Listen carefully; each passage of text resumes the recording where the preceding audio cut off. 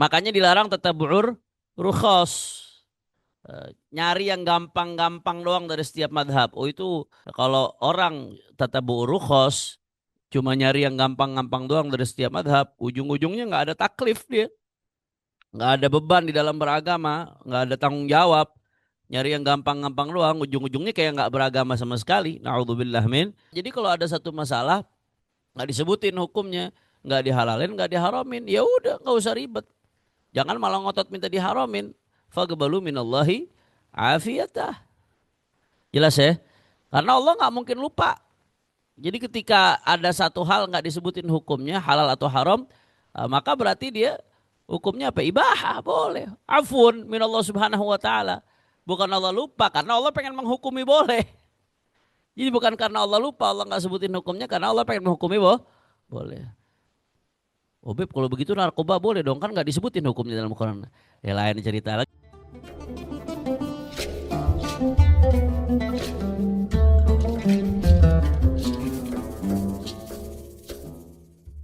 Assalamualaikum warahmatullahi wabarakatuh. Alhamdulillah, wassalatu wassalamu ala rasulillah Sayyidina Muhammad ibn Abdullah wa ala alihi wa sahbihi wa man walah. Subhanaka la ilma lana illa ma 'allamtana innaka antal alimul hakim. Rabbi shrah li sadri wa yassir li amri wahlul 'uqdatam min lisani yafqahu qawli wa saddid lisani wahdi qalbi bihaqqin nabi sallallahu alaihi wasallam. Amma ba'd. Kaidah sampai mana kita? Saking lamanya nih ngajar kaidah. Kaidah fikih sampai ke mana? Satu dua, oh beda halaman. Nah, yang oh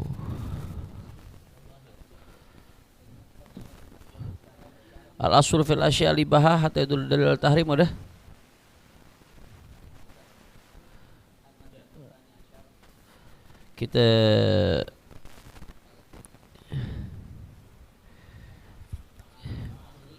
Kita mundur sedikit karena ada pembahasan penting di Al-Matlabut Tasi'.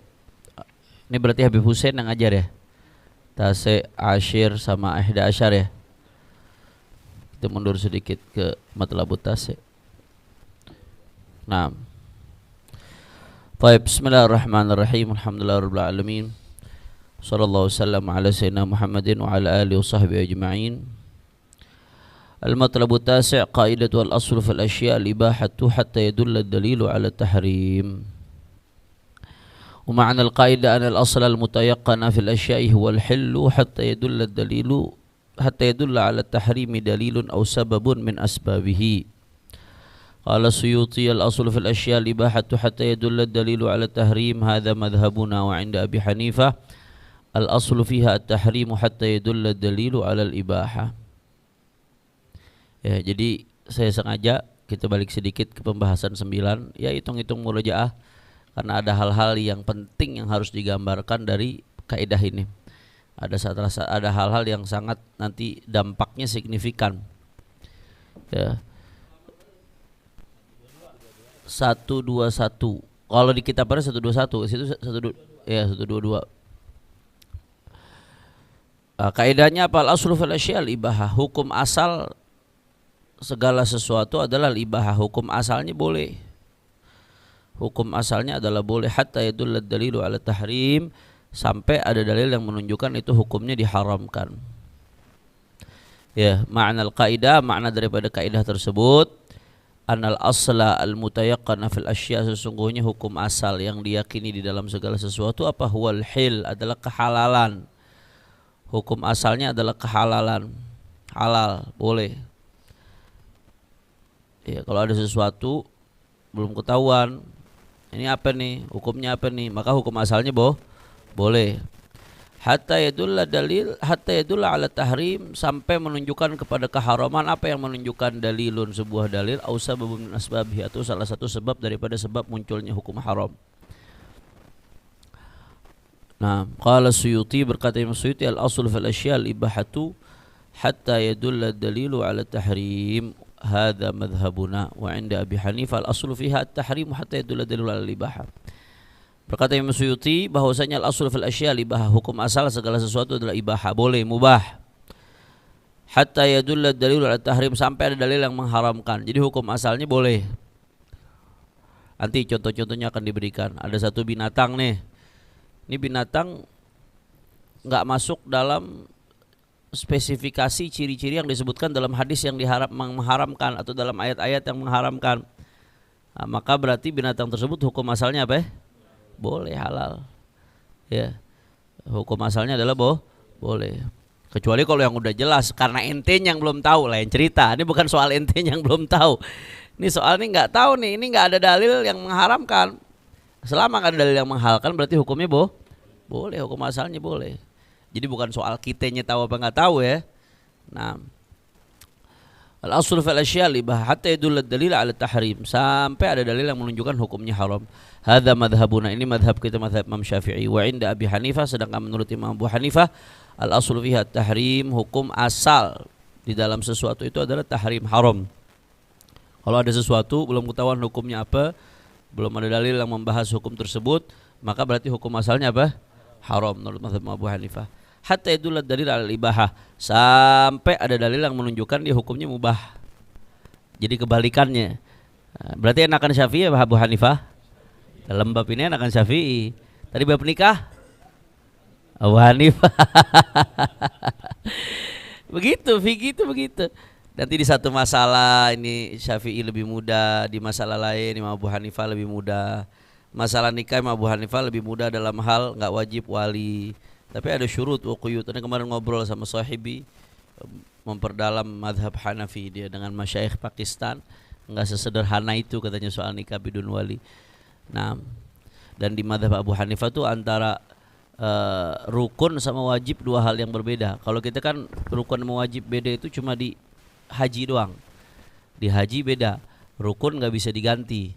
Ya, kalau wajib itu bisa diganti dengan dam di dalam haji. Kalau mazhab Abu Hanifah, rukun dan wajib ini di banyak masalah, bukan hanya di haji doang. Jadi kalau rukunnya terlaksana sah, tapi kalau wajibnya nggak dikerjakan dosa. Nanti dia itu di banyak masalah, termasuk di nikah berlaku dia. Itu kita butuh buka kitab Hanafiyah untuk tahqiq apa saja syarat-syarat mereka dalam masalah. Balik ke nikah lagi akhirnya. Emang udah bahas nikah kemarin. Ya, begitu. Nanti di bab itu Hanafi lebih mudah. Di bab ini al-aslu fil asya, Syafi'i lebih mudah, lebih enak. Al-aslu fil asya ibahah kalau Syafi'i. Hatta yadulla dalil ala tahrim. Kalau Abu Hanifah enggak, al-aslu fil asya tahrim hatta yadulla dalil ala al-ibahah. Justru ibahah itu yang butuh dalil. Nah,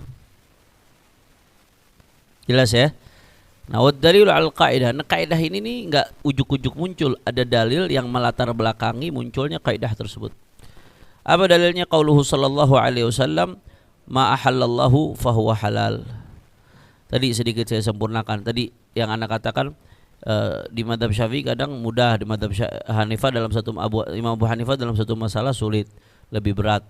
Di madhab Abu Hanifah dalam satu masalah lebih mudah. Di madhab Imam Syafi'i dalam satu masalah lebih sulit. Makanya oleh karena itu dalam taklid nggak boleh yang namanya tatabu'ur rukhas.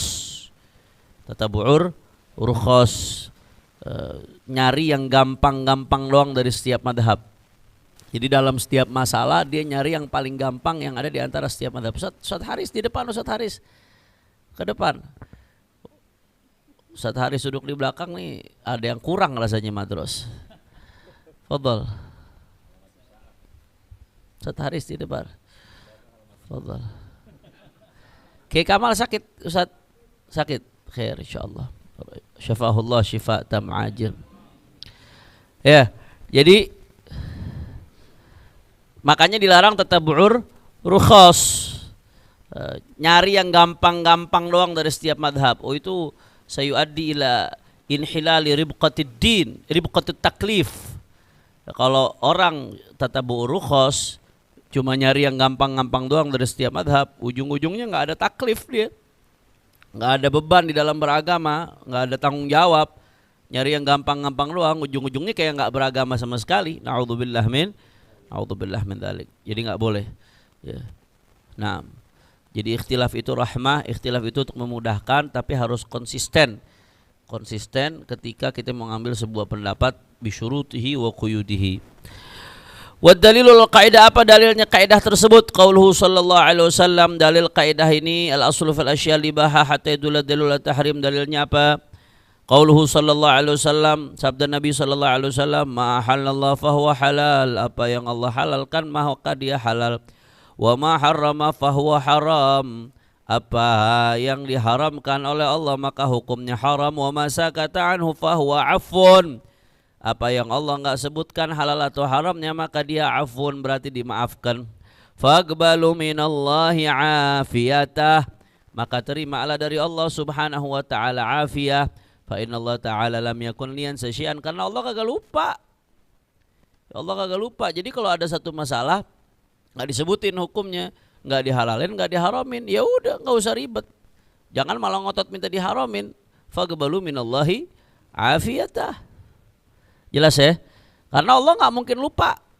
Jadi ketika ada satu hal nggak disebutin hukumnya halal atau haram, maka berarti dia hukumnya apa? Ibahah, boleh. Afun minallah subhanahu wa ta'ala. Bukan Allah lupa, karena Allah pengen menghukumi boleh. Jadi bukan karena Allah lupa Allah nggak sebutin hukumnya, karena Allah pengen menghukumi boleh. Oh Beb, kalau begitu narkoba boleh dong, kan nggak disebutin hukumnya dalam Quran. Ya lain cerita lagi, kita ada qiyas. Kalau di situ ada makna alladzi yubna alaihi tahrim, maka itu dikiaskan. Ketika spirit, kenapa hukumnya khamr diharamkan, muskir, unsur muskir itu ada pada di dalam narkoba. Ya, ulama mengkiaskan kalau khamr haram gara-gara muskir, sedangkan narkoba juga muskir, berarti narkoba hukumnya haram. Lain kalau itu, yang merintahin kias juga Allah Ta'ala. Fa in tanaza'tum fi syai'in farudduhu ilallah wa rasul. Nah, suruh kiaskan kita, ati Allah wa ati rasul wa ulil amri minkum, fa in tanaza'tum fi syai'in farudduhu ilallah wa rasul. Ya. Jadi kalau emang benar-benar nggak disebutin sama sekali, maka apa? Afun. Boleh. Kalau boleh, kenapa ente mesti ribet?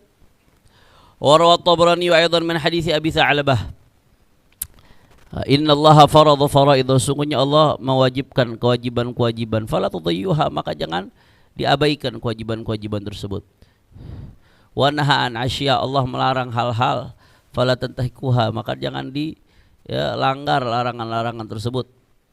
Wa hadda hududan fala ta'taduha, Allah memberikan batasan-batasan, maka jangan melampaui batasan-batasan tersebut. Jadi yang diwajibkan udah jelas, yang dilarang udah jelas. Nah sekarang ada hal yang enggak disebutkan, bagaimana? Wasakata an asya'a min ghairi nisyanin fala tabhathu anha, dan Allah Subhanahu wa taala diam, sakata an asya' min ghairi nisyanin. Allah Ta'ala diam, enggak membahas hukum beberapa hal. Bukan karena Allah lupa, min ghairi nisyan. Hasya lillah, tanazzahallah anil nisyan. Allah maha suci dari lupa. Maka kenapa itu enggak dibahas sama Allah Ta'ala? Fala tabhathu anha, maka jangan dicari-cari. Kenapa? Afun, sesuai dengan hadis sebelumnya. Itu bentuk afunya Allah, pemaafan Allah buat kita, bentuk rahmat. Dalam hadis lain riwayatnya wasakata an asya rahmatan lakum ghaira nisyanin fala tabhathu anha. Dalam riwayat lain Allah Ta'ala diam akan hukum beberapa hal sebagai bentuk rahmat untuk kalian. Ghairi nisyanin, bukan karena lupa. Fala tabhathu anha, jangan dicari-cari dong. Kalau Allah udah bentuk kasih sayangnya nggak dikasih hukumnya apa, ya udah alhamdulillah, bersyukur. Jelas ya? Was dalam riwayat fil lafdhi wasakata an katsiri min ghairi nisyan, Allah mendiamkan banyak hal min ghairi nisyan, tanpa Allah lupa. Allah maha mengetahui, Allah nggak lupa. Lupa itu bukan sifatnya Allah, lupa itu naqas, kekurangan. Fala tatakallafuha, maka jangan kalian memaksakan. Rahmatan lakum, itu Allah enggak sebutin rahmatan lakum sebagai bentuk rahmatnya Allah Ta'ala. Jadi rahmatan lakum tu maf'ul min ajlih dari wasakata an katsir. Bukan maf'ul min ajlih fala tatakallafuha. Ya, dari wasakata an katsir. Faqbaluha, maka terimalah, kata Nabi SAW. Jelas ya? Syuf, dari masalah ini ada hal yang penting banget.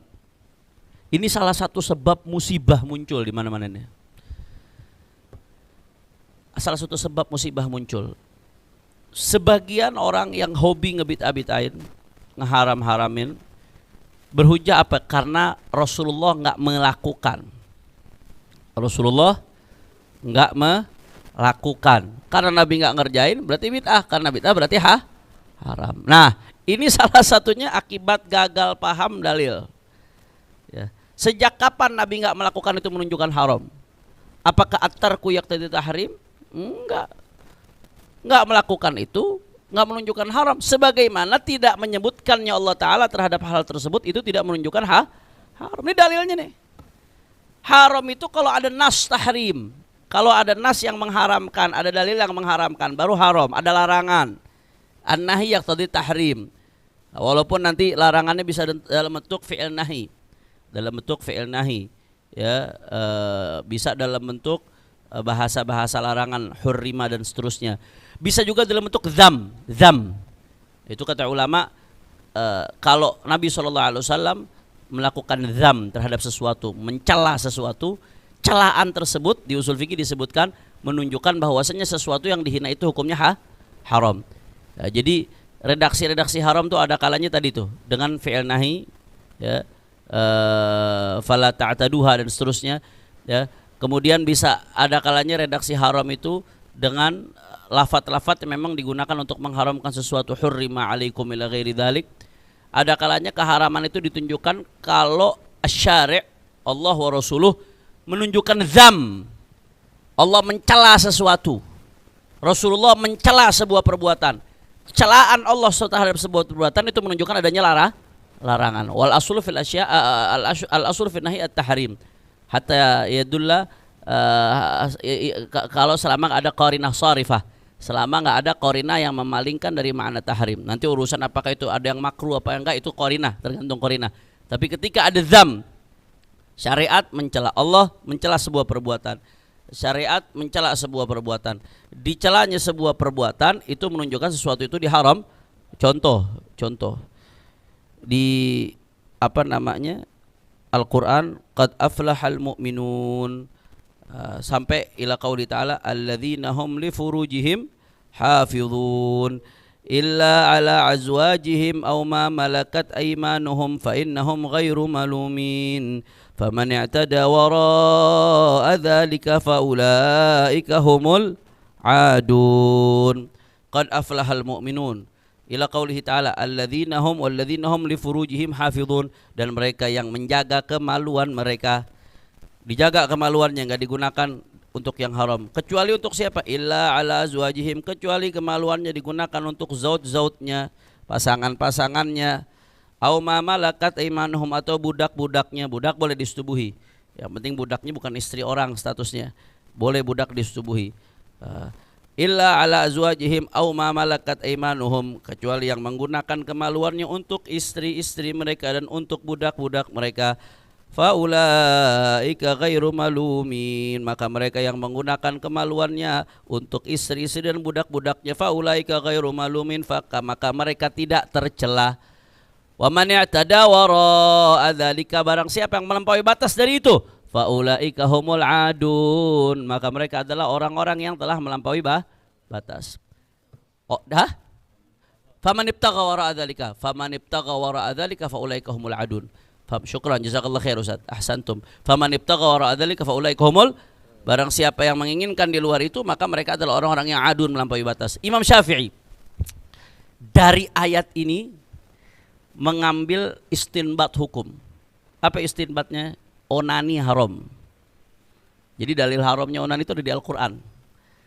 Yang sebagian orang, mana enggak ada dalil yang mengharamkan istimna. Onani, mengeluarkan mani dengan tangan sendiri. Kalau dengan tangan istri boleh. Istri lagi head, dikeluarkan pakai tangan istri boleh. Yang penting larangannya kalau sama istri cuma dua, jangan didubur, jangan masukin ketika head, udah itu aja. Selesainya bebas, garapno sawahmu kalau kata garapno sawahmu. Selain itu boleh, walaupun nanti hukumnya ada yang makruh, ada yang nggak makruh, itu urusan lain, tapi masih masuk dalam ranah boleh. Ya ikhwan. Ya.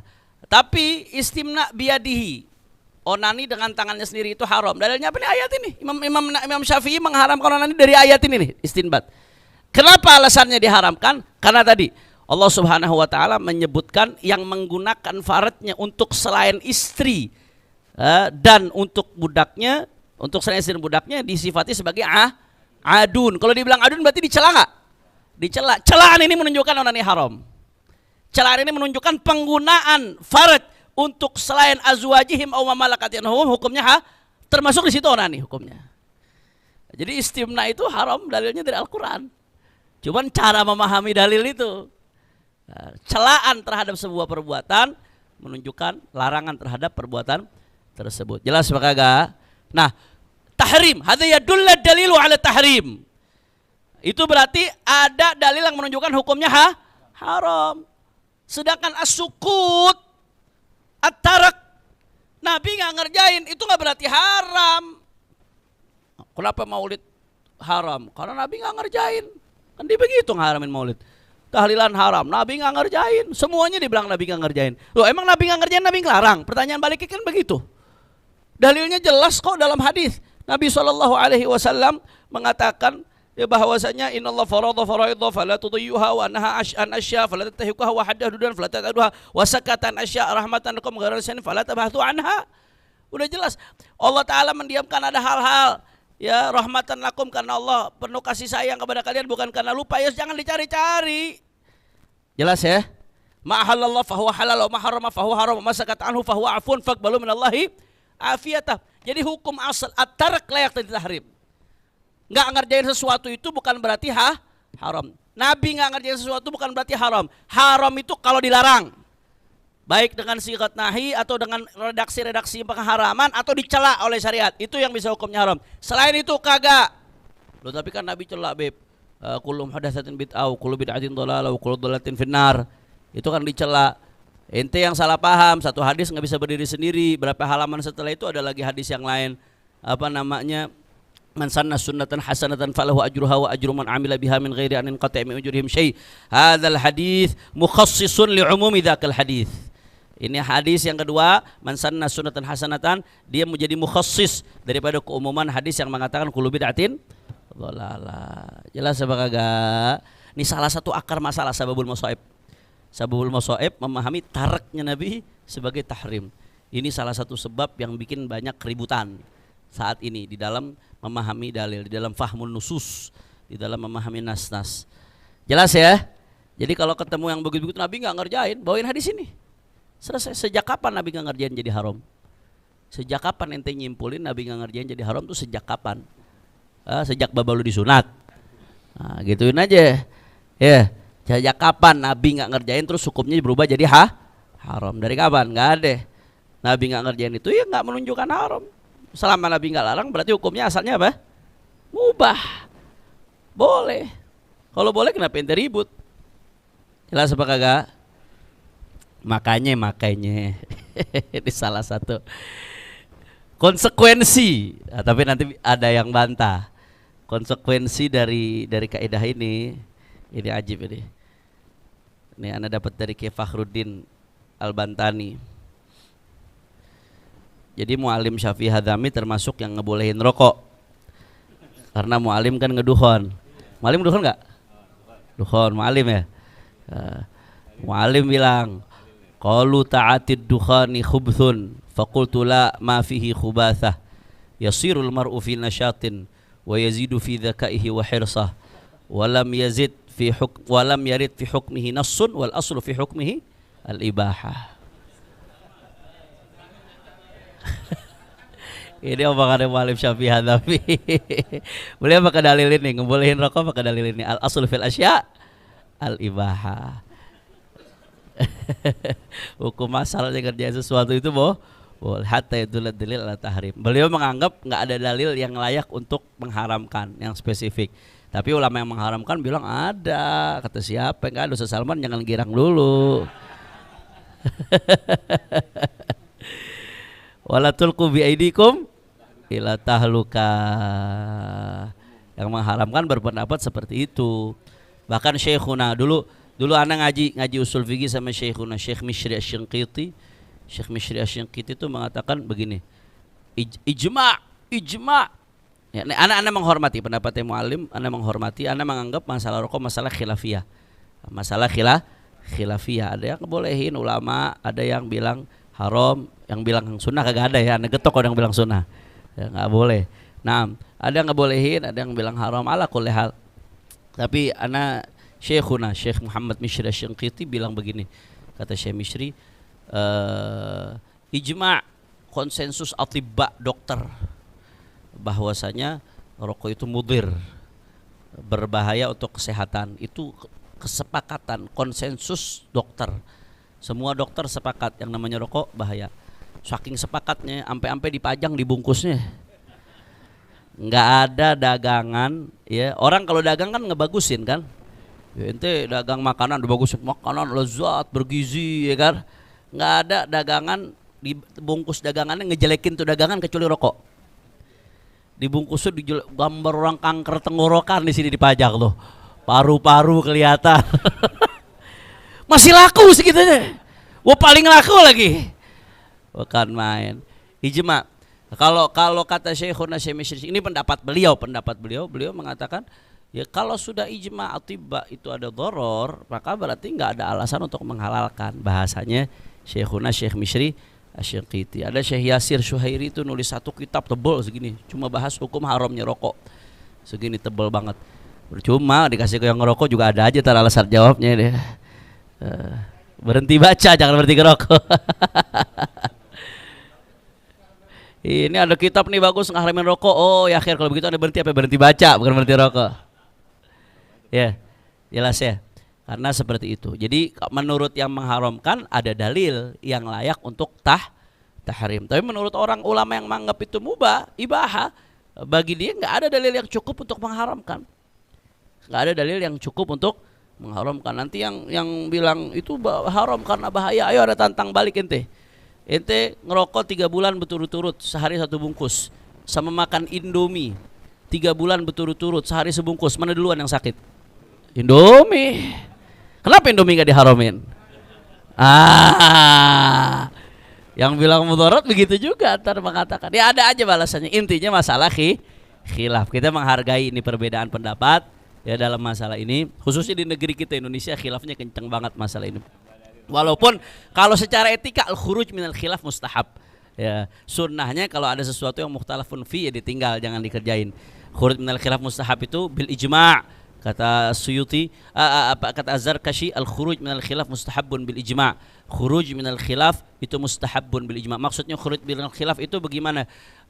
Bitarki makhtulifa fi tahrimihi wa fi'li makhtulifa fi wujubihi. Itu dhabitnya khuruj minal khilaf mustahab. Bitarki makhtulifa fi tahrimihi. Sesuatu khilaf nih haram apa kagak, maka sunnahnya kita tinggalin.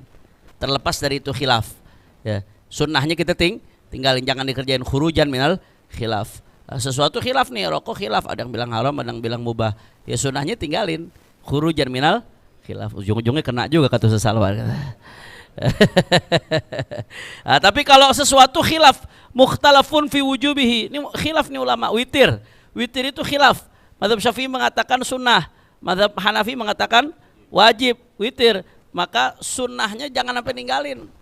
Khurujan minal khilaf. Jadi itu khuruj minal khilaf itu seperti itu cara memahaminya. Kalau ada sesuatu ada khilaf apakah dia haram apa enggak, sunnahnya kita ninggalin. Kalau sesuatu khilaf apakah dia wajib apa enggak, sunnahnya ngerjain. Jadi al-khuruj minal khilaf mustahabun, kata Syekhuna Dr. Abdurrahman, bitarki makhtulifa fi tahrimihi wa fi'li makhtulifa fi wujubihi. Bitarki makhtulifa fi tahrimihi wa fi'li makhtulifa fi wujubihi. Tapi ada syarat-syaratnya tuh. Khuruj minal khilaf mustahab enggak mutlak, dia ada syarat-syaratnya. La ilaha illallah. Ya, warawat Tirmidzi. Jadi tadi kembali ke pembahasan tadi, ya, kalaupun ada yang membolehkan, dalilnya al-aslu fil asya' ibaha. Al-aslu fil asya' ibaha. Hukum asal sesuatu itu mubah, boleh. Nah, dan ini menjadi dalil kuat bahwasanya at-tarku la yaqtadi tahrim. Meninggalkan itu tidak otomatis menunjukkan hukumnya haram. Nabi nggak ngerjain bukan berarti haram. Allah nggak bahas aja nggak haram, apalagi Nabi nggak ngerjain, bukan berarti haram hukumnya. Jelas ya? La ilaha illallah. Bismillah. Wa rawa Tirmidzi wa Ibnu Majah min hadits Salman annahu sallallahu alaihi wasallam su'ila 'anil jubni was-samni wal fira. Ya, faqala al-halalu ma halallahu fi kitabihi wal haramu ma harramallahu fi kitabihi wa ma sakata anhu fahuwa mimma afa anhu. Shallu ala Nabi Muhammad. Jadi diriwayatkan oleh Al-Imam At-Tirmidzi dari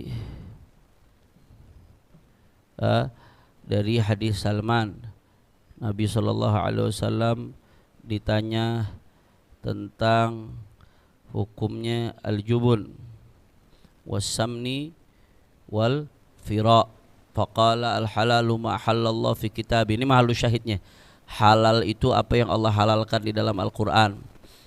Wal haramu ma haramallahu fi kitabihi. Haram itu apa yang Allah haramkan di Al-Qur'an. Wa ma sakata anhu fahuwa mimma afa anhu. Apa yang Allah Subhanahu wa taala enggak bahas berarti itu termasuk yang Allah bolehkan, yang Allah afa anhu. Nah.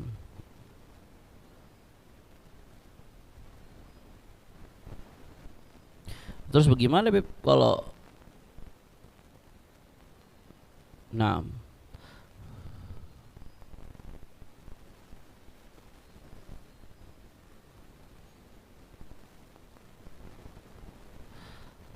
saman ini lemak ya.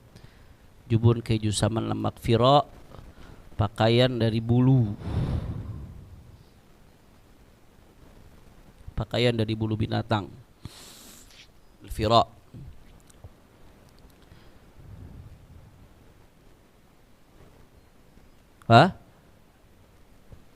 Taib. Terus bagaimana Beb? Ini Allah doang. Yang Rasulullah bagaimana? Ya, enggak, kita jangan sepotong juga memahami ini. Bukan berarti yang haram hanya yang Allah haramkan. Karena kalau kita lihat korelasi antara hadis dengan ayat Al-Quran, ada kalanya fungsi hadis itu untuk menjelaskan makna lafaz Al-Quran. Ada kalanya fungsi hadis itu untuk yubayyin mujmalahu, apa yang mujmal dalam Al-Quran dirinci. Ya, contoh kita di dalam Al-Quran disuruh sholat wa aqimus sholat. Emang ada di Al-Quran cara sholat dijelasin? Nggak dijelasin. Cara sholat dijelasinnya dalam hadis. Nabi bilang shollu kama ra'aitumuni usolli. Setelah itu Nabi cerita deh tuh, disifatin nama sahabat bagaimana sholatnya Nabi SAW dari awal sampai akhir. Hadisnya panjang, di Bulughul Maram disebut itu tentang sholatnya Rasulullah SAW. Ya, jadi ada kalanya yubayyin mujmalahu, ada kalanya fungsi hadis yukhassis amahu, untuk mentaksis keumuman yang ada di dalam Al-Quran. Ini semuanya di mustalah di usul fikih ini. Ada kalanya fungsi hadis Nabi SAW yuqayyid mutlaqahu, yang mutlak di dalam ayat Quran ditakyid oleh hadis. Ada kalanya fungsi hadis Nabi SAW yansakh, boleh. Indana boleh hadis bisa menasakh ayat Quran. Ada kalanya fungsi hadis Nabi sallallahu alaihi wasallam yuassis hukman jadid. Ada kalanya fungsi hadis menyebutkan hukum yang enggak disebutkan sama sekali dalam Al-Quran.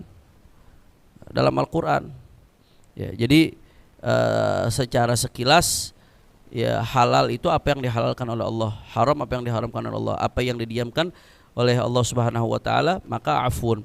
Nah, termasuk yang Nabi SAW halalkan dan haramkan, karena hakikatnya apa yang Nabi sampaikan datangnya dari Allah Subhanahu wa ta'ala. Ada aliran namanya Qur'aniyun, dia anti hadis. Jadi pengennya Al-Quran doang, gak mau hadis. Ada aliran seperti itu, ada. Saya pokoknya mau ngambilnya dalilnya dari Quran doang, dari hadis gak mau, dengan berbagai macam alasan. Gak bisa, ente kalau begitu ngelanggar Quran. Orang yang hanya mau ngambil dari Quran doang, gak mau ngambil dari hadis, dia berarti ngelanggar Quran. Kenapa dia ngelanggar Quran? Karena yang memberikan legitimasi otoritas untuk Nabi SAW sebagai hujjah itu Al-Quran. Wa ma atakumur rasulu fakhudhu wa ma nahakum anhu fantahu. Al-Quran nyuruh, apa yang dibawa oleh Nabi ambil, apa yang dilarang oleh Nabi tinggalkan. Al-Quran udah nyuruh tuh Nabi, yang apa yang dibawa ambil, apa yang Nabi larang tinggalkan. Kok ente sekarang gak mau ngambil dari Nabi? Berarti ente gak ngikutin Quran. Jadi aliran Qur'aniyun itu mereka sedang menubrukkan dirinya dengan Al-Quran sendiri. Karena yang memerintahkan kita ngambil dari Nabi SAW adalah Al-Quran. Berarti di sini bagaimana hadis al-halalu ma halallah wal haram ma harramallah wa ma sakata anhu fahuwa mimma afa anhum. Halal itu yang dihalalkan oleh Allah, haram itu yang diharamkan oleh Allah. Yang Allah nggak sebutin berarti afu. Terus bagaimana yang disebutin nama Nabi? Yang disebutin nama Nabi bagian dari yang datang dari Allah Subhanahu wa taala. Li'annahu ma yantiqu 'anil hawa in huwa illa wahyun yuha. Jelas ya? Nah, jadi ada hadis, ada aliran namanya Al-Qur'aniyun. Ini termasuk aliran yang menyimpang dari Ahlus Sunnah wal Jamaah. Baik. Wa yatakharaj an hadhihi katsirun minal masail al-mushkil haluha minha. Nah, dari kaidah ini lahirlah banyak masalah-masalah. Minha al-hayawanul mushkilu amruh. Hewan yang muskil. Urusannya dia muskil nih. Ini dia masuk kategori hewan yang diharamkan, apa yang masuk kategori nas yang dihalalkan. Ya, hewannya. Misalkan ada hewan-hewan yang memang nggak disebutin, di Arab kagak ada. Tuh hewan-hewan di Arab nggak ada. Kemudian sehingga nggak ada dalam Quran, nggak ada dalam hadis, dan nggak masuk dalam spesifikasi yang disebutkan dalam Al-Quran dan hadis. Al-Quran kan nyebutin, Al-Quran sama hadis kan nyebutin sifat-sifat hewan-hewan yang diharamkan, yang kukunya tajam, yang bisa berburu dengan kuku dan lain sebagainya, termasuk yang diperintahkan untuk dibunuh. Itu kan termasuk hewan-hewan yang diharamkan dan seterusnya. Banyak itu nanti di bab ini kita bisa belajar di bab al-at'imah, bab tentang makanan di fikih. Apa saja yang diharamkan. Nah, al-hayawan al-muskil amru, hewan-hewan yang enggak masuk ke dalam dalil yang mengharamkan, termasuk enggak masuk dalam dalil yang menghalalkan. Bagaimana hukumnya? Wa fihi wajhan. Dalam masalah ini ada dua wajah. As-sahihuma, wajah yang paling sahih dari dua wajah tersebut, al-hil, hukumnya halal, hukumnya halal. Kenapa? Al-aslu fil asya' al-ibahah. Dalilnya itu, al-aslu fil asya' al-ibahah. An-nabatul majhulu tasmiyatu, tumbuh-tumbuhan yang enggak ketahuan namanya. Ya, di Indonesia banyak banget tumbuhan, sedangkan di Arab tumbuhan sangat terbatas. Sehingga banyak sekali tumbuh-tumbuhan yang enggak masuk dalam dalil-dalil yang disebutkan di fase kenabian. Maka bagaimana itu hukumnya? Qala mutawalli, menurut mutawalli yahrum akluh. Yahrum akluh, haram dimakan. Wa khalafahu Nawawi, tapi di sini Imam Nawawi beda pendapat dengan beliau. Wa qala al-aqrab al-muwafiqu lil mahki 'ani Syafi'i fil lati qablaha al-hil. Kata Al-Imam Nawawi yang lebih mendekati al-muwafiq lil mahki 'ani Syafi'i, yang cocok dengan apa yang diriwayatkan dari Imam Syafi'i fil lati qablaha al-hil, itu hukumnya halal. Kenapa? Tadi dalilnya al-asl asya' al-ibahah. Hukum asal segala sesuatu kalau enggak ada dalil yang mengharamkan berarti hukumnya mubah. Enak ya, kalau begini enak. Enggak ribet-ribet. Idza lam yu'raf halun nahar hal huwa mubahun aw mamluk, hal yajri alaihi hukmu libaha aw milik. Hakal Mawardi fihi wajhaini mabniyaini ala anna al-asl al-ibahatu aw al-hadar. Idza lam yu'raf halun nahar, kalau tidak diketahui keadaan sebuah sungai, mungkin sungai kecil, ya. Hal huwa mubahun, kalau sungai besar udah jelas itu punya umum. Ya, annas syurakaun fi tsalas, al-ma, salah satunya air. Air itu punya bersama. Air itu punya bersama. Kalau sungai besar ya bebas, ente mau ngambil bebas saja, terserah, itu punya umum. Idza lam yu'raf halun nahar, kalau belum diketahui keadaan sungai, mungkinnya sungai kecil, mungkin yang dimaksud. Allahu a'lam. Hal huwa mubahun aw mamluk, apakah dia mubah atau punya orang? Atau punya orang di sungai. Hal yajri alaihi hukmul ibaha awil milik. Maka ini berlakunya hukum mubah, ibahah, boleh kita pakai sebebasnya atau milik, atau itu punya milik seseorang sehingga kita mesti izin sama yang punya, mesti minta halal dari yang punya. Hakal Mawardiyu, hikayat dari Imam Mawardi fihi wajhain, ada dua wajah dalam masalah ini. Dua wajah ini mabniyin, terbangun ala annal asal ibahatu awil hadar, terbangun di atas permasalahan bahwasanya hukum asal itu ibahah atau hadar. Hadar itu tahrim, larangan. Hukum asal itu boleh apa larangan? Kembali ke situ nanti dia. Hukum asal itu boleh atau larangan? Kembalinya ke situ. Maka kalau mengikuti pendapat yang mengatakan al-asl fil asya' ibahah, berarti itu tadi hukumnya apa? Mubah, boleh. Kalau hukumnya, kalau yang ikuti kaidah al-asl fil asya' al-hadar atau tahrim, berarti hukumnya haram. Kembali ke situ. Yang keempat, lau dakhala hamamun burjahu wa syakka hal huwa mubahun aw mamluk. Selain Habib Muhammad Habsyi, selain Habib Muhammad bin Syahab, siapa yang bisa nerjemahin ini? Anda tantang. Lau dakhala hammamun atau hamamun burjahu. Ayo. Siapa yang bisa? Kalau yang bisa nanti dikawinin lagi, Buya Majid jadi wali muhakkam.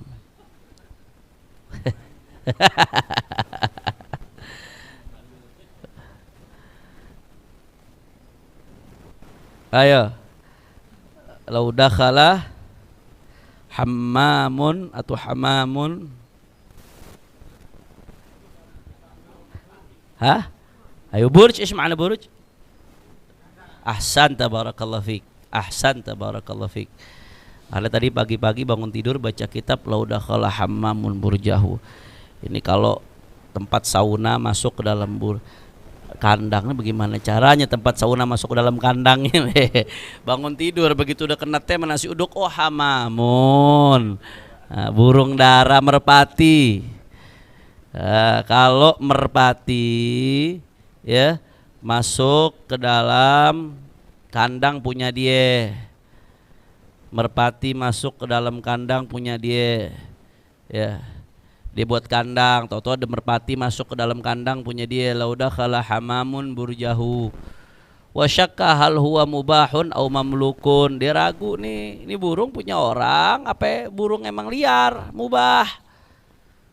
Maka bagaimana? Fahuwa aula bihi, dia lebih berhak terhadap burung tersebut. Itu burung datang sendiri, masuk sendiri ke kandang. Fahuwa aula bihi, dia lebih berhak. Walahu tasarrufu fi, dia punya hak untuk mentransaksikan ya daripada burung tersebut. Jazama bihi fi aslir raudhah. Hah? Bandangan apa? Datang. Iya, begitu dah bahasa Betawinya bandangan.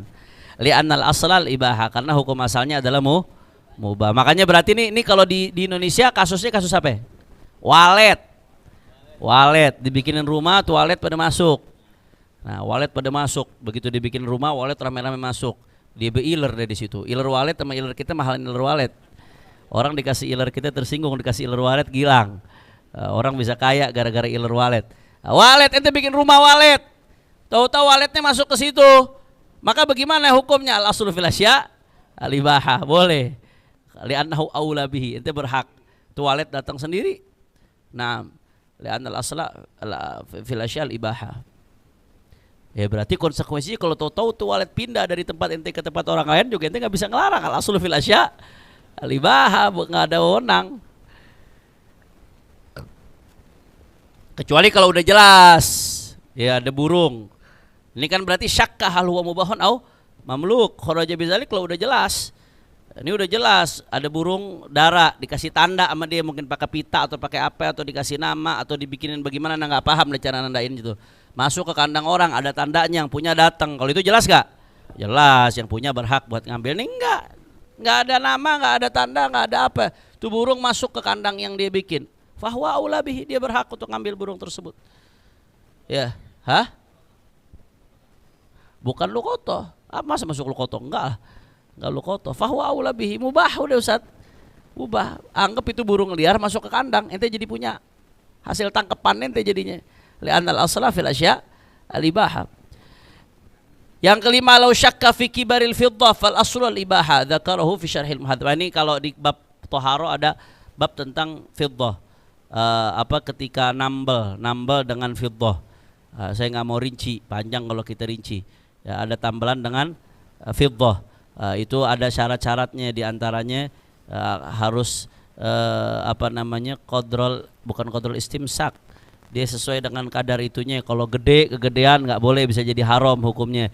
Ini ragu, gede apa kecil nih, segini jatuhnya ukurannya nih. Kalau syakka, apakah ragu dia ini ukurannya gede apa kecil, maka kalau ragu tersebut al-aslu fil asya al-ibaha. Tafsil ahkamnya silahkan kita rujuk ke bab taharah. Ada ma'ruf, masalah ma'rufah jiddan. Masalah nambel dengan fiddah. Qaidatun. Kita lanjut berikutnya, al-aslu fil abdha at-tahrim. Hukum asal dalam wudu adalah tahrim. Makanya saya selalu ingatkan kemarin tuh, Habib Ahmad bin Hasan Al-Attas mengatakan salafun salih, mereka enteng dalam urusan fikih, nggak ribet dalam banyak hal, kecuali dalam dua hal. Mereka ketat banget. Apa? Dalam urusan makanan sama dalam urusan abdha. Urusan farj, urusan kemaluan, kehalalan kemaluan. Itu ulama salaf ketil banget dalam masalah itu, karena implikasinya, dampaknya luar biasa. Urusan makanan dampaknya ke ibadah ente nanti. Gara-gara ada satu makanan haram, ibadah ente jadi berantakan, nggak diterima. Udah gitu ibadah ente nanti jadi males-malesan. Urusan abdha, kalau ada hukum yang bermasalah nanti bisa jadi zina, na'udzubillah min dzalik. Anaknya jadi anak haram, hukumnya berecetan, semua berantakan, semua itu hukum jadinya. Ini masalah, ya ini masalah. Maka Habib Ahmad bin Hasan mengatakan salaf ulama-ulama terdahulu ihtiyat banget dalam dua hal, dalam urusan apa yang masuk ke dalam perut mereka dan dalam urusan yang berkaitan dengan kemaluan mereka, urusan abdha. Artinya mereka nggak ngambil kecuali yang betul-betul jelas, khuruj minal khilaf, jangan pakai yang qaul wakil. Ya, kaidah al-asl fil abdha at-tahrim, hukum asal di dalam faraj itu adalah haram sampai betul-betul ketahuan. Sampai betul-betul ketahuan itu sudah dihalalkan. Makanya kalau kita bicara nikah, definisi nikah apa? Aqdun yatadammanu ibahata wat'in bilafdhi nikahin au tazwijin. Aqdun yatadammanu, akad yang mana implikasi dari akad tersebut ibahata wat'in, jadi dibolehkannya wata', ay hillal budhu' jadi halal. Artinya tanpa keabsahan akad tersebut berarti halal apa enggak? Nah, untuk memastikan budhu itu halal harus dipastikan keabsahan akad. Itu penting. Untuk memastikan keabsahan akad, ya, syarat-syaratnya harus dipastikan, termasuk dipastikan bukan mahram. Kalau mahram enggak sah akadnya, termasuk dipastikan nanti seperti masalah-masalah yang akan disebutkan. Nah, ketika akadnya enggak sah, maka berarti haram hukumnya. Karena yang bisa menghalalkan budhu itu hanya keabsahan akad, atau nanti inian milkul yamin, dia jadi budak. Barangkali Ustaz Salman mau perang ke Israel, nanti menang, perempuan-perempuan Israel diambil-ambilin Ustaz Salman, milkul yamin. Bisa jadi itu kalau perang, kalau balik zaman seperti itu bisa jadi. Masya Allah, pakai amin lagi.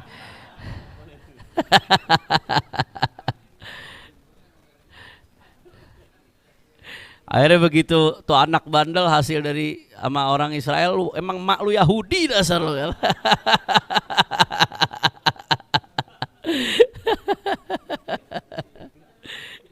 La ilaha illallah. Astagfirullahaladzim, astagfirullahaladzim. Bercanda yang halal, enak bercanda yang halal. Kalau ada bercanda yang halal, ngapain bercanda yang haram ya. Wal aslu fil abdha at-tahrim, hukum asal ya abdha, budhu itu adalah tahrim, haram. Faraj, pemanfaatan faraj itu hukum asalnya haram. Wa ma'na al-qaidah, makna daripada kaidah annal asla fil abdha, hukum asal daripada budhu ay jam'u bud'in wa huwa al-farju at-tahrim, hukum asalnya haram. Fa idza taqabala fil mar'ati hillun wa hurmatun ghulibatil hurmah, apabila ya di dalam seorang perempuan taqabala, berhadap-hadapan hukum hillun wa hurmatun, antara hukum halal dan hukum haram, maka bagaimana? Ghulibatil hurmah, maka yang lebih didominankan adalah keharaman, haram yang lebih dominan. Ya, selama enggak bisa dipastikan benar-benar halal, maka dia berarti hukumnya haram. Ya. Wa min furu'il qaidah, termasuk furu' dalam masalah ini, yamtani'ul ijtihad fi makhtalatat mahramuhu biniswati qaryatin mahsurat li'annahu laysa asluhunna al-ibahata hatta yata'ayyad al-ijtihadu bistishabih wa innama jazan nikahu fi surati ghairi mahsuratin rukhsatan min Allah ta'ala kama sarah bil khatabi li'alla yansadda babun nikahi alaih. Ya, ini contoh kasus al-aslu fil abdha at-tahrim.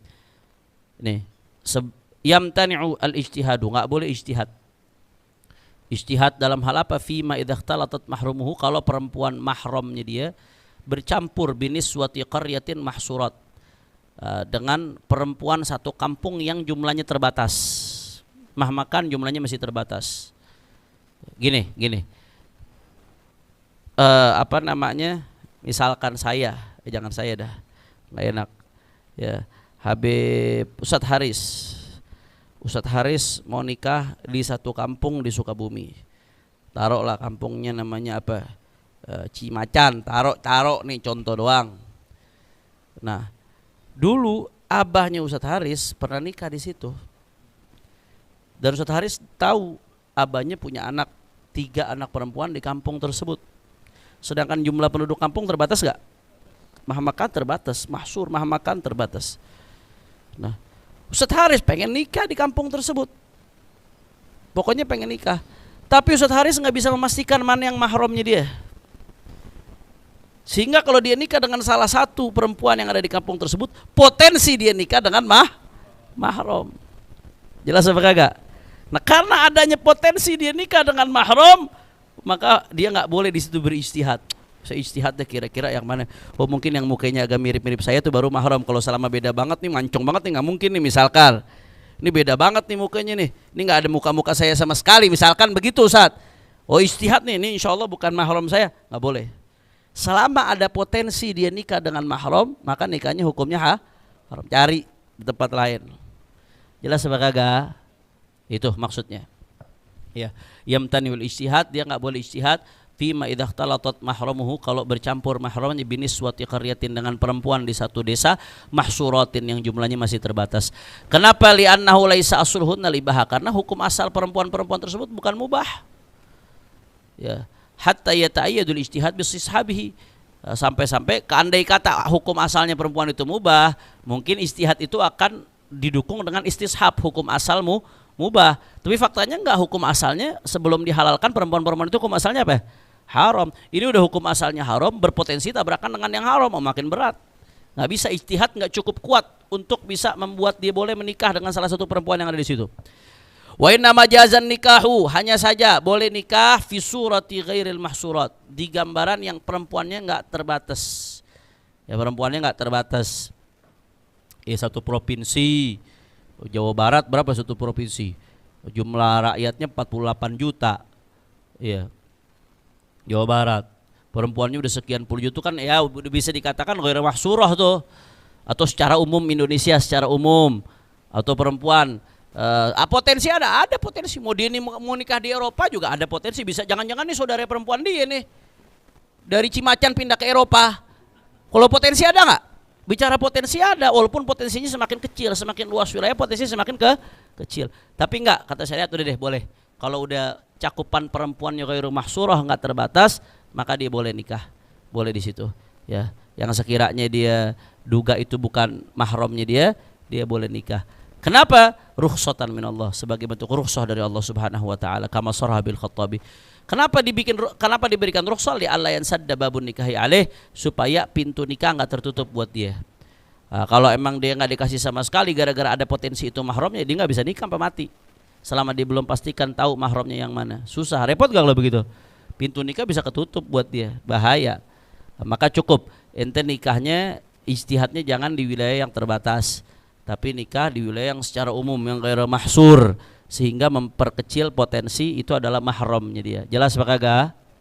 Nah. Law ikhtalatat zawjatuhu bi ajnabiyatin lam yajuz wat'u wahidatin minhunna mutlaqan. Fadhal azan dulu, fadhal. Kita lanjutkan.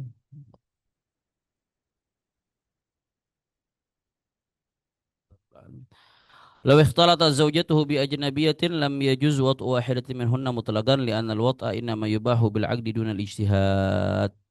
Kalau bercampur istrinya dengan ajnabiyat, perempuan-perempuan yang ajnabiyah, dia nggak bisa bedain yang mana yang istrinya, yang mana ajnabiyah. Mungkin habis akad nikah belum pernah ketemu sama istrinya, bisa jadi, sehingga dia belum tahu secara persis istrinya yang mana. Ini bercampur, ada di satu ruangan perempuan banyak, yang salah satunya istrinya, cuman mungkin dia belum terlalu ngeh muka istrinya yang mana, ya. Atau jangan-jangan istrinya kembar 4 atau kembar 5, kayak kucing kembar 5. Kalau kembar 2 mungkin Habib ya. Kalau kembar 5 mustahil. Mirip semuanya. Dia nggak tahu yang mana yang istrinya yang mana bukan.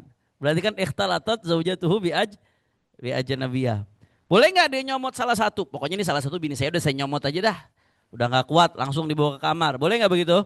Nggak boleh. Lam yajuzu wahidatin minhunna mutlaqan. Enggak boleh dia mewata salah satu daripada mereka secara mutlak. Kenapa? Li'annal wat'a, karena yang namanya wata innama yubahu bil 'aqdi dunal ijtihad. Sesungguhnya hanya saja diperbolehkan wata tersebut bil 'aqd. Wata itu yang menyebabkan boleh wata itu aqd, bukan ijtihad. Kalau itu jatuhnya dia bukan aqd, aqdnya sama salah satu, tapi dia ngambilnya dengan cara ijtihad, enggak boleh. Harus pastikan yang mana yang istrinya. Urusan istri kok tebak-tebak. Ya, law wakala syakhsan fi syira'i jariyatin wasafaha fashtara al-wakilu jariyatan bisifah wa mata qabla an yusallimaha lil muwakkil lam yahilla lil muwakkili wad'uha lihtimali annahu ishtaraha li nafsihi fal aslu at-tahrim hatta yatayaggan sababul hilm. Ya, law wakala li syakhsan fi syira'i jariyatin, Kalau dia mewakilkan seseorang, fisyira ijariyatin, untuk membeli seorang budak perempuan. Waktu dibeli itu wawasofah disifatin nama dia. Ya, yang mewakilkan ini kepada wakil, muwakil itu yang mewakilkan. Wakil yang diwakilkan. Si muwakil wawasofah mensifati. Bagaimana spesifikasinya disifatin kepada si wakil. Akhirnya fashtaral wakilu, maka si wakil membeli jariyah tersebut bersifat sesuai dengan spesifikasi yang telah disebutkan oleh muwakil. Tapi masalahnya mati si wakil, mati si wakil, dhamir mata itu kembali kepada wakil. Qabla an yusallimah, sebelum dia menyerahkan. Kembali kepada jariyah. Kepada siapa? Lil muwakil, kepada muwakil. Sebelum dia menyerahkan jariyah kepada muwakil, udah meninggal. Maka bagaimana lam yahilla lil muwakkili wat'uha, maka nggak boleh untuk muwakil nggak boleh mewata jariyah tersebut. Padahal kalau emang itu udah pasti budaknya, boleh nggak diwata? Boleh, milkul yamin. Tapi di sini nggak boleh dalam kasus ini. Karena si wakil udah meninggal sebelum menyerahkan kepada muwakil. Lam yahillil muwakil wat'uha, nggak halal untuk muwakil menjima jariyah tersebut. Alasannya kenapa? Lihtimal li'annahu syaraha li nafsih. Bisa jadi ada potensi kemungkinan si wakil ini begitu lihat, wah cocok nih, dia beli buat dirinya sendiri. Bukan dalam konteks dia beli sebagai wakil dari si muwakil.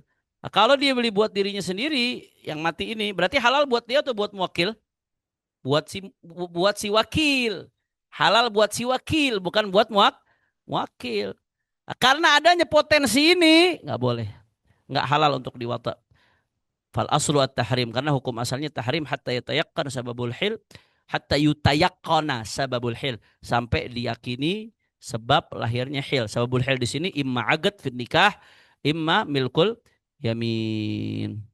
Dan ini kejadian dalam konteks nikah. Saya pernah ada satu orang, apa ada satu, kalau ini bapak sama anak, tapi kejadian bapak sama anak, emang bapaknya tukang kawin.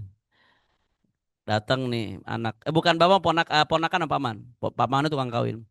Nah, datang nih ponakan ke pamannya. Mi, aneh mau ngelamar fulanah nih Mi, di desa itu Mi, cakep banget, cuman aneh malu mau datang. Di mana alamatnya? Sini, Ami yang lamarin buat ente. Udah, di sini sini sini Mi, namanya Fulanah binti Fulan. Oh ya akhir, datang Aminya ke sono. Begitu Aminya datang ke sono, dia tuh cakep juga nih anak nih. Udah akhirnya Aminya suka. Aminya suka. Begitu Aminya suka, dia lihat, udah deh. Nggak lama nggak balik-balik Aminya nih. Diminta tolong buat dilamarin nggak balik-balik. Penasaran nih, seminggu kok Ami nggak ada kabar. Datang dia si ponakan nih ke tempat si perempuan tadi. Begitu datang ke perempuan tersebut, tuh nggak tahunya udah dikawinin sama Aminya di situ. Udah dikawinin sama Aminya, gara-gara di Aminya yang dia cocok, dia yang kawinin, dia yang sikat, saudara. Ya, makanya hati-hati kalau ada teman ente nawarin, ente mau nggak nikah sama perempuan ya? Hati-hati, bukan apa ya, dia udah mau ngelepasin, cuman nyari tempat bekas dia nggak tahu aja. Banyak kejadian begitu. Mustakhdam. Mustakhdam bas nadhif kalau kata orang Tarim. Mustakhdam bas nadhif. Hah? Jastip, jasa titip. Ya. Dikawinin akhirnya. Termasuk nikah. Nikah kan bisa taukil. Qabil tu tazwijaha wa nikahaha anhu. Atau lahu. Lahu. Li fulan ibni fulan. Bil mahril madkur. Nah, kalau dia nggak pakai lahu, jadinya sama dia. Bahaya. Yang wakilnya main datang main hantam aja nggak taunya. Hati-hati, pastiin dulu benar-benar sikotnya benar. Iya. Zawajaha ahadul awliya akhar wal akharu akhara. Zawajaha ahadul awliya'i akhara wal akharu akhara. Wajuhila sabqu wal ma'iyatu fal agdan batilan li ta'adzur al imdha. Ya. Ini ada satu perempuan. Ada satu perempuan, ya, belum nikah. Zawajaha, kemudian dinikahkan oleh ahadul aulia, salah satu dari walinya, akhara, oleh seorang laki-laki. Wal akharu, walinya yang lain, akhara, nikahin sama laki-laki yang lain lagi. Kayak kasus kemarin tuh yang anda sebutin, ada istawa auliaun nikah fi martabatin, Ya, ada satu tingkatan aulia nikah yang di situ ada beberapa wali. Dan si perempuan mengatakan adzintu likulli wahidin minkuma lihuli wahidin minkum an yuzawijani. Saya izinkan kepada setiap dari kalian untuk menikahkan saya. Akhirnya jadi walinya misalkan adik kakak. Dia si perempuan punya kakak sama punya adik laki-laki semuanya memenuhi syarat jadi wali. Diizinkan adzintu likulli wahidin minkum an yuzawijani. Saya izinkan kepada setiap dari kalian, bukan lakum kullukum ya, setiap daripada kalian untuk menikahkan saya. Akhirnya udah, akhirnya abangnya nikahin sama fulan, yang adiknya nikahin sama fulan. Satu objek perempuan dinikahin sama orang yang beda-beda. Kalau ketahuan waktunya, yang duluan yang sah. Yang belakangan kagak sah. Kalau ketahuan waktunya. Oh ditanya lu nikahin kapan? Gua hari Selasa. Lu nih satu lagi kapan? Rebo. Yang sah yang Selasa. Berarti suaminya yang Selasa tuh. Yang dinikahin hari Selasa. Nah masalahnya kalau nggak ketahuan waktu. Nikahnya udah sama-sama. Ini sama-sama abis dinikahin nih ngilang nih abang-abangnya nih. Setelah setahun baru ketemu. Abis setahun bilang ente udah nikahin, ente udah nikahin. Kapan waktu? Ya Allah, ana lupa kapan. Yang ini juga lupa kapan. Yang mana lebih dulu? Ya Allah, nggak tahu deh. Sama-sama nggak tahu. Wajuhilas sabqu wal ma'iyatu. Nggak ketahuan asabku mana yang lebih dulu wal ma'iyatu atau yang barengan. Juhilas sabqu nggak ketahuan apakah ada yang lebih dulu awil ma'iyatu atau berbarengan. Nggak diketahui. Maka bagaimana fal aqdan batilan? Dua-duanya akad itu dianggap batil. Kenapa li ta'adzuril imdha? Karena nggak mungkin merealisasikan akad tersebut. Bagaimana mau direalisasikan satu perempuan nikah dengan dua laki-laki yang sama? Nggak bisa. Nah, makanya nggak bisa. Kalau laki-laki dia ibarat keran. Keran itu bisa diisi di beberapa wadah. Tapi kalau perempuan ibarat wadah, satu air cuma bisa diisi di satu wadah, bisa satu air doang. Kalau campur-campur air jadinya gimana? Campur, mix, nggak bisa. Nggak bisa. Nah, makanya di medsos tuh ada bercanda, ada laki ngomel sama bininya, udah kamu kesian capek kerja di rumah, gini aja aku nikah lagi supaya ada yang bantuin kamu. Nah, jadi kamu nggak sendirian. Bininya jawab, dibalik aja dah. Kita kan ekonomi agak sulit nih. Saya aja nikah lagi biar ada yang cari nafkah bantuin kamu, kata bini begitu. Nggak bisa. Satu wadah nggak bisa campur beberapa air. Kalau ada warna air yang berbeda di satu wadah jadinya apa? Mix. Kacau. Warnanya nggak ketahuan yang mana babanya siapa yang nggak ketahuan nanti. Itu hikmahnya. Sedangkan kalau laki-laki ibarat keran air bisa diisi di beberapa wadah. Satu wadah nggak bisa menerima beberapa air yang berbeda sifatnya nggak bisa. Campur nanti campur aduk. Jelas Pak kagak? Jadi baik secara syariat, secara logis, secara biologis emang nggak bisa perempuan nikah lagi. Punya suami lebih dari satu nggak mungkin. Beda halnya dengan si laki-laki. Secara logis, secara syariat, secara biologis emang laki-laki bisa punya lebih pasangan dari satu. Sunnatullah. Sunnatullah fi ibadah. Ya, cuman secara sunnatullah juga laki dibebankan dengan banyak kewajiban pada akhirnya. Ya. Wal aslu fil abda al hurmah. Ya.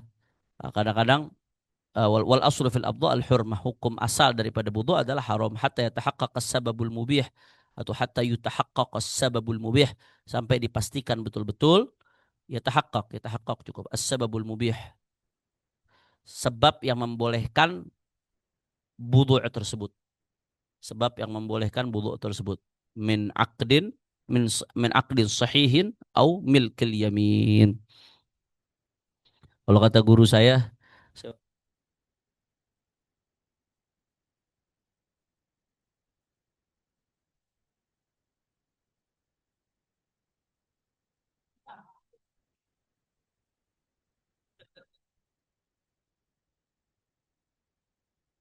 kalau kata guru saya, Habib Abdullah Baharun, kemarin alhamdulillah saya ketika beliau datang ke Indonesia nemenin 2/4 atau 2/3 bisa dikatakan safari dakwah beliau, atau 3/4 lah, 3/4 safari dakwah beliau. Saya nerjemah di berbagai tempat.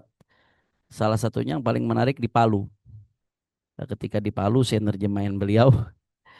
Akhirnya waktu itu majelis Ummahatul Khairat, ibu-ibu siang. Temanya tentang bagaimana menjadi anak, ibu, dan istri yang solehah. Panjang lebar beliau bahas tuh.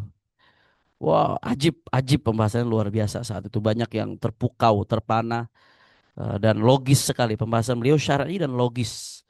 Sampai ibu-ibu tuh bilang, saya senang sama Habib Abdullah Baharun. Kenapa? Beliau nggak nyuruh kita takwallah. Ceramahnya nggak nyuruh kita takwallah. Maksudnya bukan berarti nggak nyuruh takwallah. Diajak orang bicara bukan dengan doktrin, tapi diajak sampai menerima secara logis, memberikan argumentasi yang kuat. Bukan dipaksa, bukan dipaksa. Bahasa ibu-ibu begitu. Kita nggak disuruh takwallah katanya, tapi kita mau nggak mau dibikin nurut. Nah, tapi menariknya setelah ibu-ibu ini terpana, emang ibu-ibu ya ibu-ibu. Selesai terpana, toto ada ibu-ibu sesi pertanyaan, tanya jawab, ada yang berdiri. Habib, kami senang, kami bangga sebagai perempuan, sebagaimana yang disebutkan oleh Habib. Perempuan itu istimewa, kuat, tegar, nggak ada duanya. Luar biasa Habib, kami senang sekali. Tapi dengan segala kehebatan perempuan yang disebutkan oleh Habib, kenapa laki-laki masih kawin lagi Habib? Pertanyaannya begitu ibu-ibu. Allah, nah bilang nih ngerusakin acara nih. Udah enak-enak pembahasan pakai ada pertanyaan begini. Penanya begitu ibu-ibu. Dengan segala kehebatan perempuan yang disebutkan oleh kenapa laki-laki masih kawin lagi? Jawaban Habib ajib. Ada salah satu jawaban Habib Abdullah Bahar yang ajib banget. Yang bikin perempuan skakmat. Apa diantaranya jawaban beliau? Kata beliau, at-ta'addud muskilatun nisa'iyah. Poligami itu problem perempuan. Maksudnya bagaimana? Iya. Andai kata semua perempuan sepakat nolak poligami, nggak laki mau poligami sama siapa? Andai semua perempuan sepakat nolak poligami, laki-laki mau poligami sama siapa? Problemnya ada yang nolak, ada yang terima. Ada yang mau dijadiin bini kedua, ketiga, keempat. Yang mau siapa? Perempuan juga. Jadi kata Warun, coba ente sebagai perempuan musyawarah sepakat dulu nolak poligami. Baru tuh laki nggak bisa poligami. Nah, jadi jangan nyalain laki kalau ada poligami. Apa yang mau? Masa pedang ketemu pedang kan nggak mungkin. Dosa. Iya. Poligami muskilatun nisa'iyah. Problem perempuan. Kenapa poligami bisa terjadi? Karena yang mau dipoligami perempuan juga. Kalau kalau mereka sepakat nolak poligami, ya udah, laki mau poligami sama siapa? Masalahnya yang mau poligami dia juga, yang pengen dijadiin bini kedua dia juga, yang mau jadi bini ketiga dia juga. Bahkan kata beliau kalau ada perempuannya di poligami sama lakinya ngamuk, minta cerai. Begitu dicerai pusing, punya anak tiga. Habis itu ada ngelamar orang kaya mau jadi bini ketiga, mau habis itu. Jelas apa kagak? Jadi kata beliau selesaikan dulu problem di antara perempuan, sepakati dulu poligami nggak boleh, baru kita akan selesaikan poligami. Habis itu baru beliau bahas soal soal jumlah penduduk, persentase perempuan ini jauh lebih banyak jumlahnya daripada laki-laki. Kalau syariat nggak menghalalkan poligami, ini perempuan yang jumlahnya lebih banyak dari laki-laki mau kawin sama siapa? Mau kawin sama tembok? Nggak bisa. Ya, itu hikmahnya salah satunya. Di antara hikmah lainnya juga kita sebagai perempuan, kata beliau, jangan kita juga mesti mikirkan nasib perempuan-perempuan lain yang nggak dapat suami. Jangan gara-gara mempertahankan perasaan ya nggak suka dengan nama poligami tapi nggak peduli dengan nasib perempuan yang lain, lebih rela perempuan yang lain berzina, lebih rela perempuan lain melakukan haram daripada dia harus melakukan poligami dan seterusnya panjang lebar. Tapi tadi itu jawaban yang pertama itu yang menarik, muskilatun nisaiyah. Jadi poligami itu problem perempuan. Jadi besok-besok kalau ada yang komplain urusan poligami jawabnya ini aja, nggak usah repot-repot, jawabnya ini muskilatun nisaiyah. Pas, akhir jawab. Tapi tetap aja nih kalau pengajian perempuan di sini gak berani jelasin gitu, War.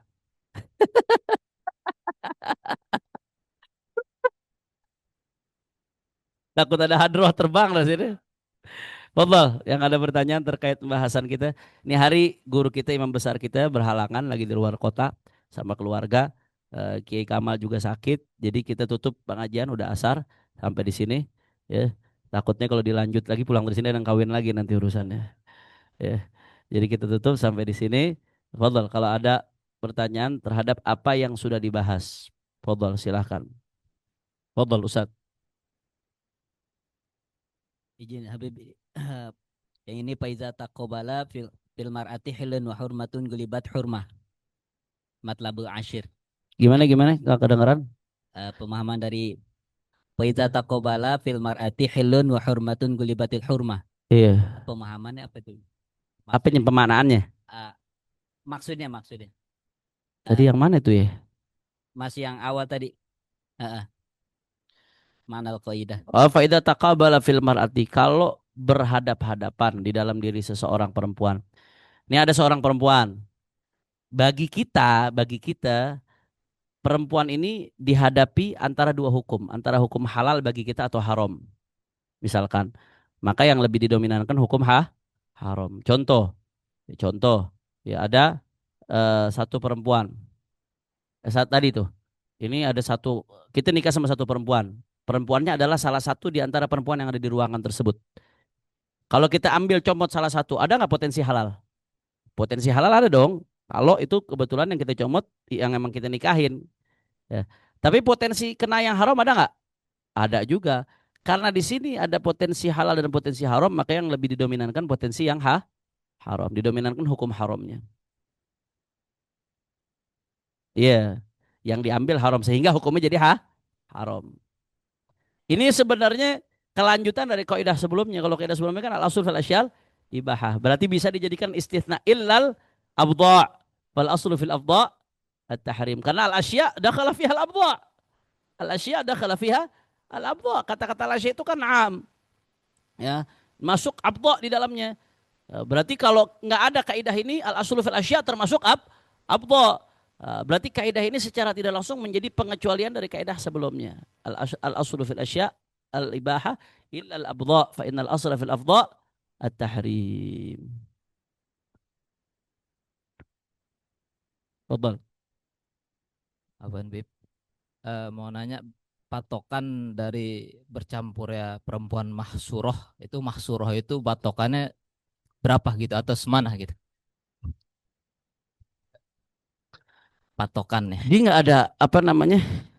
Kullu ma la dhabita lahu fi syar'i wa fil lughati fa dhabituhu raji'un ilal uruf. Uruf. Ya. Setiap hal yang nggak ada patok secara khusus dalam syariat. Kan nggak ada patokan khusus mahsur itu jumlahnya berapa kan? Nggak ada juga patok dalam lughoh. Kata-kata secara lughoh kata-kata mahsur menunjukkan angka berapa kan nggak ada patok khusus. Maka patoknya kembali kepada huruf. Biasanya ini jumlah segini ini dianggap masih terbatas sampai kagak. Ya kalau satu kelurahan kan masih gampang dideteksinya. Sehingga potensi dia ngambil yang mahramnya masih ada. Nah, kalau udah satu apa namanya satu provinsi jumlahnya jutaan orang, potensi itu lebih kecil. Nah, karena udah sulit untuk hasar perempuan-perempuan. Walaupun secara apa namanya sensus kehitung jumlahnya berapa, ya.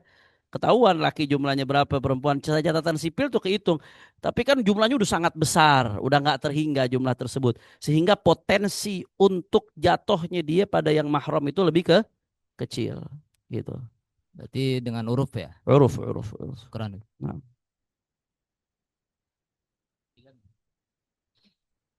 Ya, terima kasih, Habib.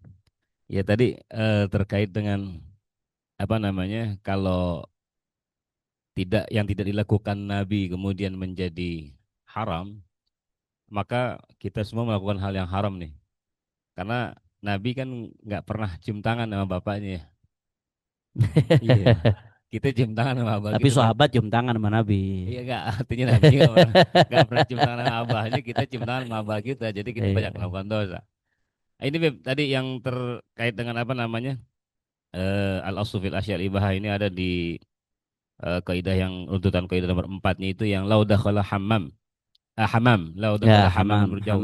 Nah. Ini apa namanya sebetulnya kalau seandainya dipahamin secara tekstual ya ini jelas artinya jelas boleh boleh dimiliki oleh siapapun. Kenapa? Karena hamam sendiri yang masuk ke dalam burjahnya. Ya, artinya sebetulnya nggak kalau saya lihat nih apa namanya ini nggak perlu diperjelas sebetulnya kecuali kalau di sini menggunakan lau adkhala hammaman burjahu misal ada orang yang memasukkan hamam berarti nah itu jelas mamluk. Kalau ini kan memang si Hammam sendiri yang masuk ke dalam kandangnya sehingga nggak perlu dipertanyakan apakah ini mamluk atau mubah. Ya pastinya mubah karena memang Dengan catatan nggak nah, ada syak di situ, Ustaz. oh nggak ada keraguan. Iya, kalau dengan catatan ada keraguan, dengan catatan ada keraguan. Hmm. Apakah dia mubah atau mamluk? Kalau ternyata terbukti dia mamluk, ada tandanya, Ah, orangnya datang menunjukkan ini tandanya, ya berarti itu mamluk. ya kalau nggak ada tanda berarti Ya, sah nggak ada siapapun tanda di situ syak berarti dia. Ini mubah apa mamluk nih? Karena begini, hurufnya zaman sekarang emang ada burung dara yang gak ada yang punya? hurufnya nggak ada pasti Nggak ada yang punya. ada. Pasti ada, Umumnya ada nggak burung dara nggak ada yang punya? pasti ada yang punya. Pasti ada yang Pasti punya. ada. Iya, Cuman kan nggak ketahuan yang punya siapa. iya, iya, iya. Dan dia terbang sendiri, masuk sendiri ke kandang kita. Iya. Maka di situ syak nih ada yang punya apa kagak? Barangkali masih ada burung-burung dara yang liar barangkali. Kalau itu mungkin berlaku kali ya. Berlaku ini Baik, berlaku. baik. Ah, terus tadi yang terakhir ini Bib, apa imdo itu Bib? Li ta'adzuril imdo apa imdo maksudnya apa tuh? Nggak mungkin direalisasikan. Pernikahan itu akdun yatadhammanu ibahata wat'in. Sekarang ini ada dua laki-laki. Akad itu implikasinya apa sih? Mm-mm. Akad nikah implikasinya jadi Halal. halal. Nah, sekarang ini dia berarti udah akad nikah dengan dua laki-laki. Masa iya mau dihalalin sama dua Iya, laki-laki? iya, iya. Maka ta'adzur untuk merealisasikan implikasi dari akad tadi itu sesuatu yang nggak bisa dilaksanakan. Halal. I'tadzar ya. Baik. Syukran Habib. Ya akad ulang satu cukup, salah satu. Tapi kalau ketahuan yang mana yang duluan yang sah. Ini kan bicara kalau nggak ketahuan yang mana yang duluan. Anda kira udah cukup ya. Mudah-mudahan apa yang kita kaji pada siang hari ini bermanfaat dan bisa menambah daripada apa namanya hazanah keilmuan kita. Insya Allah kita ketemu lagi minggu depan.